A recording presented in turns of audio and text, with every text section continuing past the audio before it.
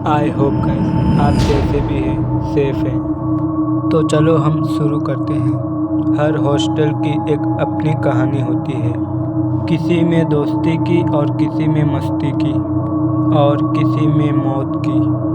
आरव जो 19 साल का था अपने सपनों के साथ आया था हॉस्टल नंबर 7, जो शहर से थोड़ा दूर था।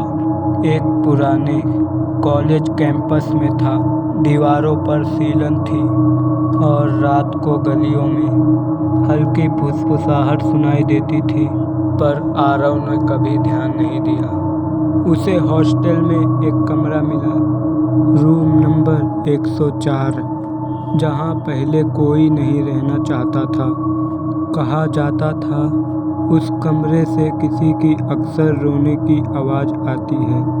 आरव हंस पड़ा और उसने बोला, भूत प्रेत नहीं होते हैं भाई, बस वो अफवाहें हैं। लेकिन उस रात जब लाइट चली गई अचानक उसने सुना, कृपया दरवाज़ा मत खोलो। आवाज़ किसी लड़की की थी।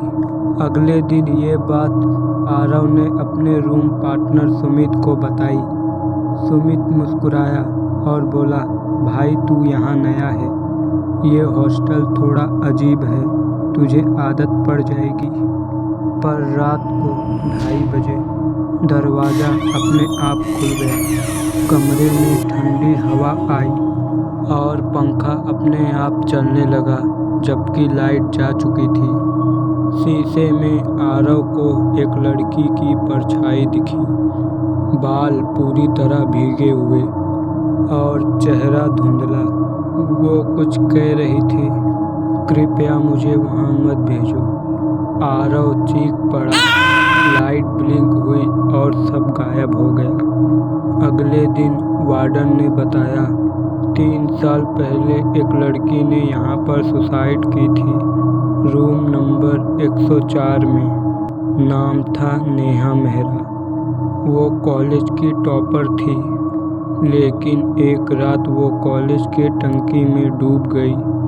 कहा जाता है उसने मरने से पहले कुछ देखी थी जो उसे कभी नहीं छोड़ पाया। आरव ने सच्चाई जानने का फैसला किया। रात रात भर पुराने फाइलें पढ़ता, हॉस्टल के पुराने केयरटेकर से बात करता। एक रात उसे दीवार के पीछे से कुछ सुनाई दिया, वो आ रहा है। उसने टॉर्च जलाकर दीवार पर धपधपाया। दीवार खाली थी और जब उसने वहां पर छेद किया, अंदर से एक पुरानी डायरी मिली जिस पर लिखा था नेहा मेहरा। डायरी में लिखा था, रूम नंबर 104 में कोई और भी रहता है। वो इंसान नहीं है, वो नींद में मेरे पास आता है। आखिरी पन्ने पर बस 3 शब्द थे, ही इज ब्लू। अगले दिन आरव ने रूम का फर्श देखा। नीचे एक पुराना डैमेज कवर था जिसे कोई कभी नहीं खोलता। आरव झुका और देखा, अंदर पूरा अंधेरा था, लेकिन किसी की सांस लेने की आवाज़ साफ सुनाई दे रही थी। धीरे धीरे उसने अंदर टॉर्च डाली। नीचे किसी का चेहरा चमक उठा, आंखें लाल, होंठ खुले जैसे वो कुछ कहना चाहता हो।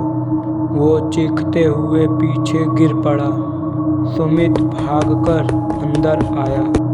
जब उसने नीचे देखा, वहाँ कोई नहीं था, सिर्फ पानी के बूंदे और गहरी बदबू। वो उसी रात हॉस्टल छोड़ना चाहता था, पर वार्डन ने कहा, बेटा तू नहीं जा सकता, ये हॉस्टल अब तुझसे जुड़ गया है। रात के 3 बजे सारी लाइटें अपने आप बंद हो गई। कमरे में सिर्फ टॉर्च की हल्की लाइट थी। आईने में आरव ने देखा, पीछे वही लड़की खड़ी थी, नेहा, लेकिन इस बार उसका चेहरा पूरी तरह से साफ दिख रहा था। नेहा बोली, वो नीचे है, उसे बाहर निकालो। आरव ने डरते डरते वही ट्रेड खोला।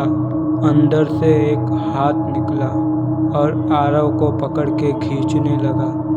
पूरा कमरा हिलने लगा, लाइट्स फटने लगी।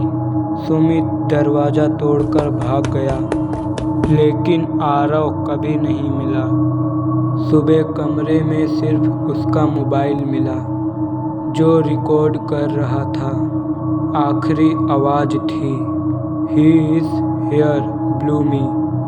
वार्डन ने हमेशा के लिए कमरा सील कर दिया, पर आज भी हॉस्टल नंबर 7 के पुराने बल्ब में रात के 3 बजे अगर कोई रूम नंबर 104 के पास से गुजरता है तो उसे नीचे से फुसफुसाती हुई आवाज़ सुनाई देती है, ही इज़ स्टिल हियर। कभी कभी हॉस्टल के कमरे खाली नहीं होते, बस उनके रहने वाले दिखना बंद कर देते हैं। तो ये थी आरव की कहानी।